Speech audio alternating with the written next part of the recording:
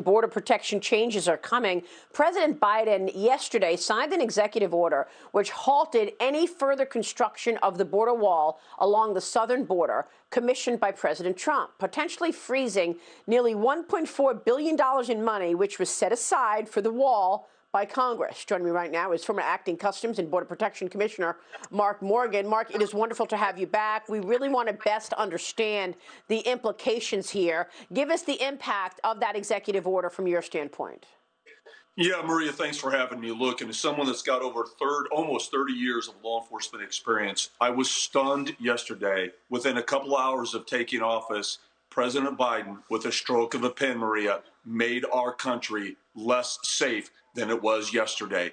He took an essential tool, the wall, and protect our borders by saying he's not going to build another foot of wall. He refused, and his administration refused to listen to the brave men and women, specifically the Border Patrol, Maria, that are on the front lines of our nation's borders. They said they need this tool to do their job effectively and, more importantly, safely. By doing this, our country is less safe, and the Border Patrol agents defending it are less safe. It's outrageous, and I hope every American citizen in this country pays attention what's coming next.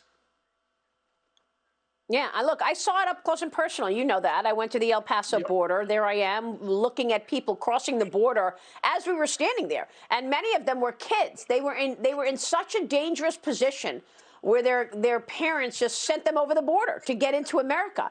So, I mean, why would he do that, knowing that opening up the border will open up this country to crime? I mean, he can't want to create unsafe situations. What specifically is most worrisome in terms of the safety issue?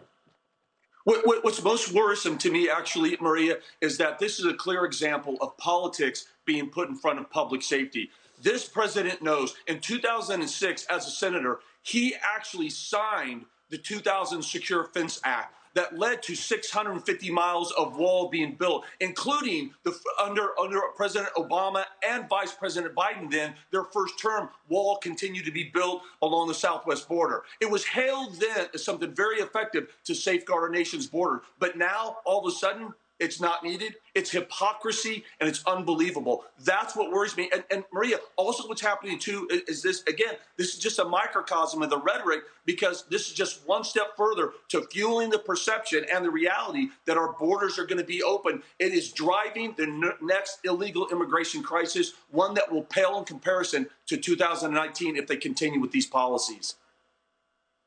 Unbelievable. Biden also ordered a pause on some deportations for the 100 days, starting no later than Friday, as it halted the migration protection protocols as well, Mark. You know this. They previously allowed asylum seekers coming from Mexico to stay south of the border until processed. What does that mean for those people who want to cross into the United States? It means, Maria, it's ollie income free. Well, catch and release. MPP is one of the essential policies that gave us the ability to end catch and release. That's out the window now. The only thing now that is staying off a full-blown crisis right now is CDC's Title 42 order because of the global pandemic. But Maria, once Title 42 goes away, since MPP is gone and they stop deportations, and don't forget, he's going to expand DACA, expand sanctuary cities. He's going to make sure he gives rewards to those who are here illegally, free health care. It goes on and on. Those are open border strategies. These send in a clear message, Maria, that our borders are open. If you get here illegally, we're going to protect you. You're going to be able to stay. And if you stay long enough here illegally, we'll give you amnesty. Under those conditions, who wouldn't come? Wow. And they're already coming. We've seen the caravans. Yeah. We got more caravans coming to the United States. The president also ended President Trump's so-called Muslim ban, halting visas to those coming from 13 countries across Africa and the Middle East. Others were added later, not just Muslims. But what do you think the ban ending means for national security as well? Well, first of all, let's take on the terminology Muslim ban. I mean, that's an intentional mischaracterization of what the ban really was. It was never based on religion. Never has been, never will be. I agree with you. Right, I agree with you. Yeah, you're right, Mark. That's the wrong way to say it. Yeah. Right.